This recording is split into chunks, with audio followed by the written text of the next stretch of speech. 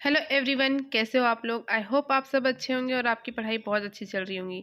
जो मेरे जो वीडियो पे न्यू है उनको मैं बता दूं कि मेरा नाम नेहा है।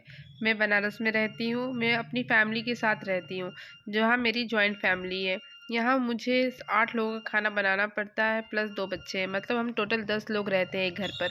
और 10 लोगों का खाना और सब कुछ करते हुए मैं अपनी पढ़ाई कर रही हूँ। मैं टीचिंग की एस्पिरेंट हूँ और मैं एस्टेट की फ़िलहाल तैयारी कर रही हूँ।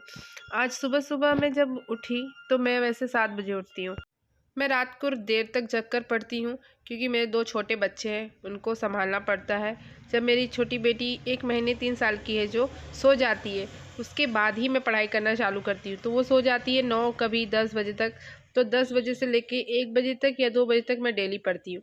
तो ऐसे पॉसिबल ही नहीं है कि मैं सुबह 7 बजे से पहले उठ जाऊँ, क्योंकि नींद पूरी होना भी ज़रूरी है। क्योंकि अगर नींद पूरी नहीं होती है ना, तो पूरा दिन खराब हो जाता है, जिसकी वजह से दिन भर सर में दर्द होता है और किसी भी काम में मन नहीं लगता है। इसलिए मैं सुबह लेट उठती हूँ। तो आज मेरी सासू माँ बोल रही थी कि तुम कल से 6 बजे उठना, 7 बजे मत उठना। क्योंकि सुबह सुबह क्या होता है ना, कि मेरे घर में सबको सुबह ही जाना होता है काम पर। और सबको सुबह जाना होता है तो खाना मुझे सुबह ही बनाना पड़ता है, क्योंकि सब लोग अपना लंच लेकर जाते हैं, प्लस खाकर भी जाते हैं। 8 बजे तक या 8:30 बजे तक खाना रेडी हो जाना चाहिए, क्योंकि 9 बजे तक वो लोग खाकर निकल जाते हैं।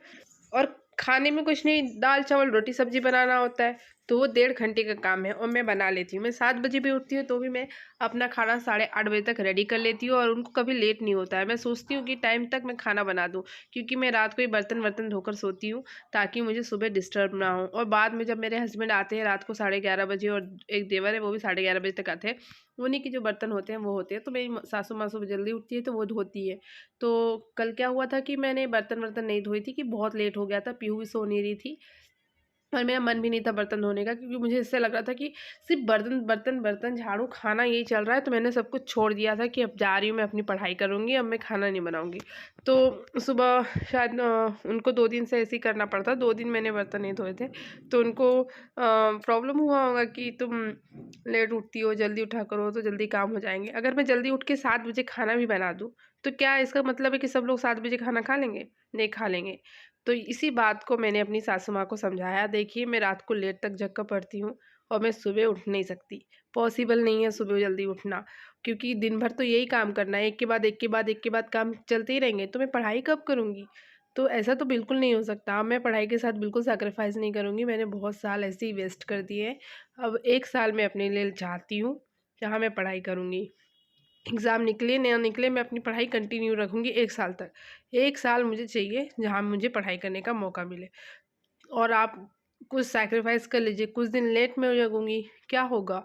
कुछ नहीं होगा, लोगों से कुछ लेना देना नहीं है। वो जल्दी उठ जाती है, नहा लेती है, दूसरे की बहू, उससे कोई मतलब नहीं है। मुझे मेरी ज़िंदगी देखनी है, कौन क्या कर रहा है, क्या नहीं कर रहा, उससे मतलब नहीं है।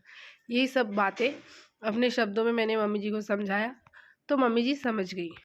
उन्होंने कहा ठीक है, तुम 7 ही बजे उठो, बट कोशिश किया करो कि जल्दी उठ जाया करो। बट मेरी सासू माँ ठीक है, वो ज़्यादा मतलब ऐसा नहीं है कि काम करो, बट जब उनको बहुत ज़्यादा प्रेशर पड़ जाता है काम करने का, जब अकेले ज़्यादा काम करना पड़ जाता है, तो भाई सास तो सास है, थोड़ा तो चिल्लाएगी ही।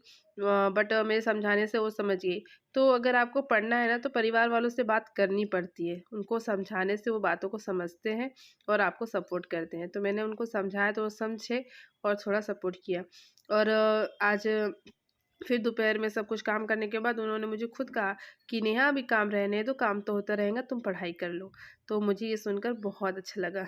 यहाँ पर मैं ना, जितनी भी रेलिंग है ना, तो वहाँ पे मैं कप साड़ी बांध रही थी, क्योंकि मेरी पीहू बेटी है ना, आज पूरी तरह से लटक गई थी। आधा बॉडी उसका नीचे था, और नीचे गिरती तो नीचे लोहे की रॉड थी, पूरी उसको लग जाती, जिससे मेरा मन बहुत घबरा गया। और फिर मैंने ये साड़ी मैंने साड़ी अपनी थी एक, उसको काट कर यहाँ पे सिल रही थी, ताकि वो गिरे ना। क्योंकि बच्चे बहुत ज़्यादा बदमाश हैं मेरे, कहीं ना कहीं कुछ ना कुछ करते रहते हैं, और उनको चोट ना लगे इसलिए मैं ये सब बांध रही थी, जिससे मुझे बहुत दिक्कत हो रही थी, क्योंकि हाथ जाने का कहीं से कुछ था नहीं। बट मैंने सोची बांध देती हूँ सुई धागे से, ताकि ये निकले ना और फिर उसके अंदर घुस ना पाए।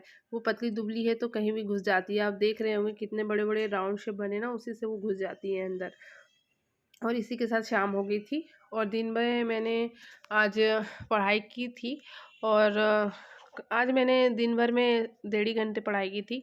मैं प्रोडक्टिव पढ़ती हूँ, वो नाइट में पढ़ती हूँ, क्योंकि वो नाइट का टाइम जो रहता है ना, उससे पीस हो जाती है, कोई डिस्टर्ब नहीं करता, सिर्फ मैं रहती हूँ और पढ़ाई रहती है, तो जल्दी जल्दी चीज़ें ग्रैब होती है और मुझे रात में नींद भी नहीं आती है। और जो नींद वींद आना है सवेरे आती है, और सवेरे बहुत ज़्यादा डिस्टर्ब होता है, कभी ये कभी वो। आप लोग जानते हैं, जहाँ 10 लोग रहते हैं वहाँ शांति नहीं रह सकती सवेरे घर में। तो उसके लिए मुझे रात को ही पढ़ना पड़ता है, जब बहुत ज़्यादा शांति होती है और शोर हल्ले में मुझसे पढ़ाई नहीं होती है। आप बताइएगा कि आप किस टाइम पढ़ाई करते हैं, और कुछ सजेशन होगा तो मुझे ज़रूर दीजिएगा।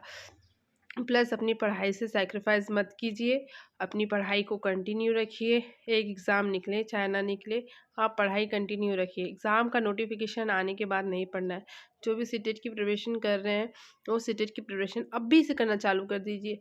ये ना हो कि नोटिफिकेशन आएगा तब पढ़े और फिर से वही हो जाए हाल। क्योंकि आप लोग सभी जानते हैं इस बार बहुत गंदा रिजल्ट रहा है। 6% लोग ही पेपर 2 में पास हुए हैं सीटेट में। पेपर 1 का फिर भी पेपर 2 से ठीक था, पर वो भी कुछ खास नहीं रहा।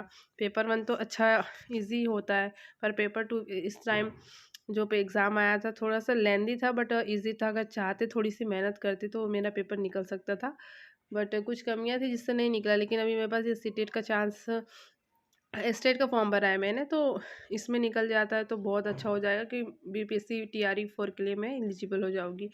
तो इसी के साथ चलिए मिलते हैं नेक्स्ट वीडियो में। तब तक आप पढ़ते रहिए और वीडियो को लाइक शेयर कर दीजिएगा अगर आपको मेरी थोड़ी सी भी मेहनत अच्छी लग रही होगी, क्योंकि मैं सारे काम करने के बाद, पढ़ने के बाद और थोड़ा बहुत टाइम निकलता है तब ये वीडियो शूट कर लेती हूँ, क्योंकि मुझे वीडियो शूट करना, अपनी बातें शेयर करना अच्छा लगता है। क्योंकि मेरी कोई ननद नहीं है, कोई देवरानी नहीं है, जेठानी नहीं है, जहाँ मैं खुलकर अपने शब्दों को रख सकूँ, बोल सकूँ।